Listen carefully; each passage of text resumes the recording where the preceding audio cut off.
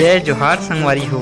मोर नाम हवय सागर साहू और मैं यहाँ आज लेके आए हूँ आप मन बर एक नवा छत्तीसगढ़ी गाना के रिव्यू। संगवारी हो, वैसे तो यूट्यूब में नवा गाना आते रहते, लेकिन ये गाना अभी यूट्यूब में खूब धमाल मचावत है। तभी तो ये गाना ला रिलीज़ होए के सिर्फ 2 दिन बाद ही 1 लाख से ज़्यादा बार यूट्यूब में देखे जा चुके हैं।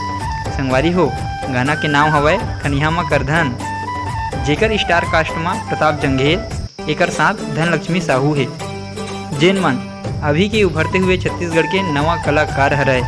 ये गाना हाँ के कैसेट में 4 साल पहले रिलीज़ होए दुकालू यादव के गाना कन्या म करधन के रीमेक हरय, जेला हमार छत्तीसगढ़ के सुप्रसिद्ध गायक सुनील सोनी और शिवानी जंघेल हा अपन आवाज़ दे है।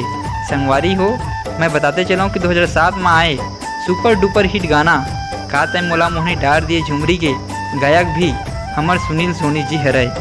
ये गाना हाँ यूट्यूब के PTF स्टूडियो में कुछ दिन पहले ही रिलीज़ करे गए है। तो संगवारी हो, आप मन भी जाके ये वीडियो ला एक बार ज़रूर देखिए हाँ, जेकर लिंक मैं डिस्क्रिप्शन में दे दे हूँ।